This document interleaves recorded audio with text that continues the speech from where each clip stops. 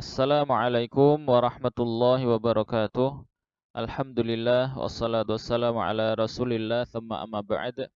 Sahabat Al-Quran rahmakumullah dimanapun anda berada, berjumpa kembali bersama kami di IKT Islamic Channel, channel kaum awam. Kali ini insyaallah kita akan membahas tentang serba-serbi Mushaf Madinah yang sering disebut dengan Mushaf Al-Madinah An-Nabawiyah atau mushaf versi Madinah. Ya, kita tahu mushaf ini dari segi cara penulisannya itu agak berbeda dengan mushaf yang diterbitkan secara umum begitu di Indonesia.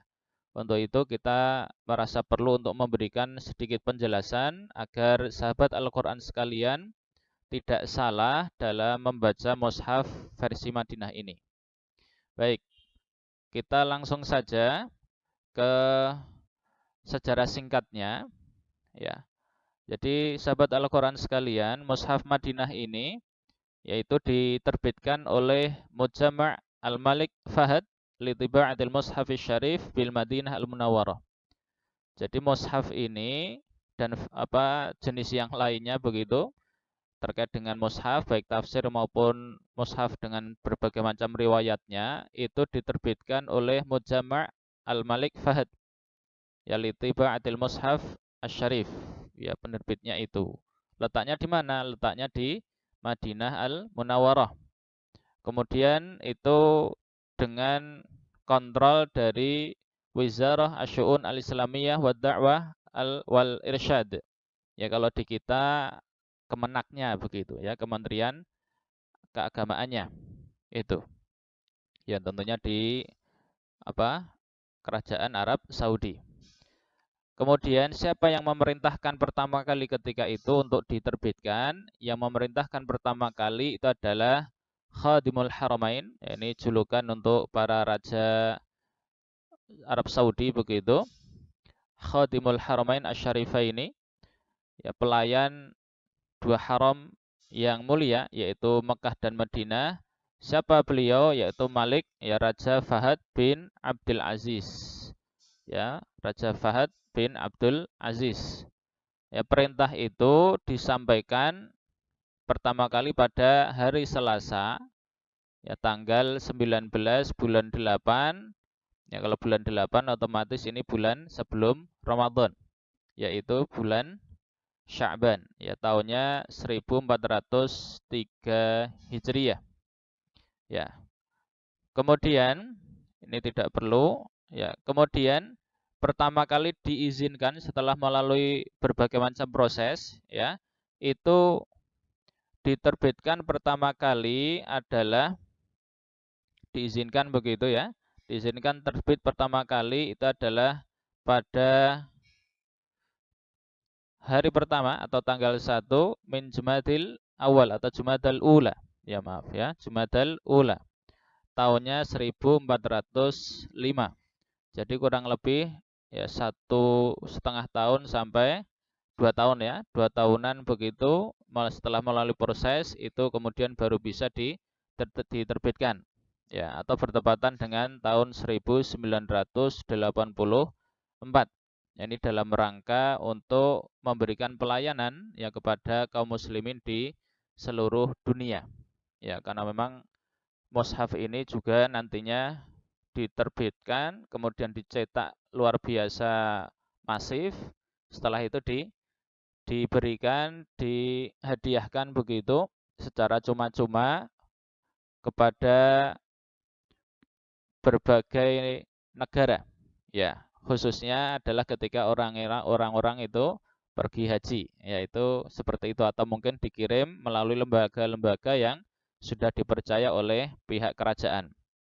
Ya, itu kurang lebih, ya. Kemudian dari segi produknya begitu. Jadi selain mushaf langsung ya berupa mushaf, ya, mushaf syarif, mushaf Madinah tadi, maka aslinya di situ juga ada terjemah-terjemah. Ya, dan penerjemahannya ini ke puluhan bahasa di dunia. Sehingga ini sangat bermanfaat bagi kaum muslimin. Ya. Baik. Langsung awal ya, di awal keterangan mushaf yang biasanya ada di belakang itu biasanya tertulis hadzal mushaful karimu, mushaf al-karim ini, mushaf yang mulia ini begitu, atau riwayatu hadzal mushafi wa mustalahatu rasmihi wa dhabtihi wa addiaihi. Ya, riwayat ya perjalanan begitu ya. Intinya adalah terkait apa-apa tentang mushaf ini, tentunya disertai dengan mustalahat-mustalahatnya ya, istilah-istilahannya, pengistilahannya terkait dengan pengistilahan tulisan, kemudian tanda baca, dan juga ada keterangan jumlah ayatnya ya. Berapa jumlahnya, kemudian diambil dari apa, dari kitab mana, begitu itu dijelaskan semua. Nah, ini yang sayangnya itu memang tidak ada di mushaf terbitan Indonesia. Ya, itu sangat disayangkan begitu karena memang nanti terkait dengan kevalitan apa yang di dalam mushaf itu sendiri. Begitu. Baiklah sahabat Al-Qur'an sekalian, kita lanjut. Ya, ini paragraf pertama dari hadzal mushaf syarif tadi. Ya, kita lihat. Kutiba hadzal mushaful karimu wa dhubita ala ma yuwafiqu riwayat Hafs bin Sulaiman bin al-Mughirah al-Asadi al-Kufi liqira'ati Asim bin Abil Najud al-Kufi at-Tabi'i an Abi Abdurrahman Abdullah bin Habib as-Sulami an Uthman bin Affan wa Ali bin Abi Talib wa Zaid bin Thabitin wa Ubay bin Ka'bin anin Nabiyyi sallallahu alaihi wasallam. Ya. Mushaf Al-Karim ini, mushaf yang mulia ini ditulis wa dhubita dan diberi tanda. Ya, dhubita ini dhabt ya, itu adalah pemberian tanda baik tanda harokat maupun titik ya. Jadi ini ditulis begitu, mushaf syarif ini, mushaf karim ini ditulis alama yuwafiqu, ya disesuaikan begitu kurang lebih dengan riwayat Hafs an Asim. Ya, an Asim. Ini riwayat Hafs an qiraati Asim. Ya, siapa itu Hafs? Imam Hafs itu nama aslinya ya, kemudian bin Sulaiman ibnil Mughirah al-Asadi al-Kufi. Beliau dari Kufah. Kemudian beliau adalah salah satu perawi ya selain Syu'bah begitu, perawi dari qiraah Asim. Imam Asim ini nama aslinya, kemudian bin Abin Najud al-Kufi. Jadi beliau juga dari Kufi dan termasuk kalangan at-tabi'in. Ya, minat tabi'in. Ya. Kemudian dari siapa lagi periwayatannya? Setelah Hafs an Asim, kemudian an Abi Abdurrahman, dari Abu Abdurrahman yaitu Abdullah bin Habib As-Sulami, kemudian dari Uthman bin Affan, demikian juga Ali bin Abi Thalib, Zaid bin Thabit, Ubay bin Ka'ab, kemudian keempat sahabat tadi, ya kurang lebih empat ya, itu ini 1, 2, 3, 4 ya, 4 sahabat radhiyallahu anhum ini meriwayatkan dari baginda agung Nabi Muhammad sallallahu alaihi wasallam. Ya, begitu. Lanjut. Wa ukhidha hija'uhu mimma rawahu ulama'ur rasmi 'anil masahif allati ba'atha biha al-khalifatur rasyidu Uthman bin Affan radhiyallahu anhu ila Makkah wal Basrati wal Kufati wasyami wal mushafil ladzi ja'alahu li ahli al-Madinati wal mushafil ladzi ikhtassa bihi nafsahu wa 'anil masahifil muntasakhati minha wa qad ru'iya fi dzalika ma naqalahu Syaikhani Abu Amr Ad-Dani wa Abu Dawud Sulaiman ibnu Najjah ma'a tarjihi tsani 'inda al-ikhtilafi ghaliban wa qad yu'khadhu biqauli ghairihima. Ya. Wa ukhidha hija'uhu. Ya, ini kurang lebih penulisannya begitu, ya. Penulisan huruf-hurufnya itu diambil ya sesuai mimma rawahu, sesuai dengan apa yang diriwayatkan oleh para ulama resem, ya ulama tulis ya mushaf begitu. Dalam hal ini adalah mushaf tentunya dengan rasam Utsmani. Ya rasam Utsmani ini pun nanti juga mestinya ada pembahasan tersendiri. Jadi disesuaikan dengan apa yang diriwayatkan oleh para ulama rasam, ulama tulis Al-Qur'an, ya, rasam Utsmani tadi, karena memang rasam Utsmani itu cara penulisannya berbeda dengan penulisan huruf Arab, penulisan kata-kata Arab yang seperti umumnya, yaitu namanya sering disebut dengan imla, imla modern begitu, ya, al-imla al-asri. Itu ya makanya perlu ada ilmu tersendiri dan ada ahlinya sendiri begitu. Ya. Jadi para ulama rasam itu meriwayatkan, ya diambil riwayatnya dari mana, dilihat dari mana?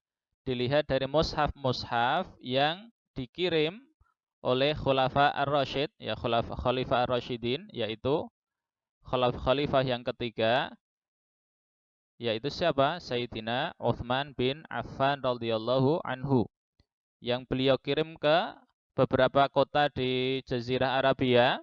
Ya, dalam hal ini kita ngambil riwayat yang ada di sini saja, yaitu ke Mekah, Basrah, Kufah, ini dua-duanya di Irak, Asyam, dan Syam ini daerah Syria, ya Lebanon, Yordania, Palestina itu adalah termasuk di Syam ketika itu, ya belum terpisah-pisah. Kemudian mushaf wal mushafil ladzi ja'alahu li ahli Madinah, dan mushaf yang diperuntukkan bagi penduduk Madinah, ya. Kemudian wal mushafil ladzi ikhtassa bihi nafsahu, dan mushaf yang khusus untuk beliau sendiri, ya. Wa 'anil masahifil muntasakhati minha, dan juga dari mushaf-mushaf yang dikopi, ya yang ditulis ulang darinya, ya dari mushaf-mushaf tadi. Wa qad ru'iya fi dzalika ma naqalahu syaikhani, dan dalam penulisannya ini itu memperhatikan apa yang dinukil oleh dua syekh, ya dua imam begitu, yaitu Abu Amr Ad-Dani dan Abu Dawud Sulaiman bin Najah. Ya Abu Amr ini aslinya gurunya Abu Dawud, ya. Kemudian Abu Dawud Sulaiman ini tadi. Kemudian ma'atarjih tsani 'indal ikhtilafi ghaliban. Kemudian ketika ada ikhtilaf dalam hal penulisannya, maka secara umum ya ghaliban itu diambil pendapat yang kedua, yaitu Abu Dawud Sulaiman ini. Wa qad yu'khadhu biqauli ghairihima, dan bisa jadi penulisannya diambil menurut pendapat selain keduanya. Ya.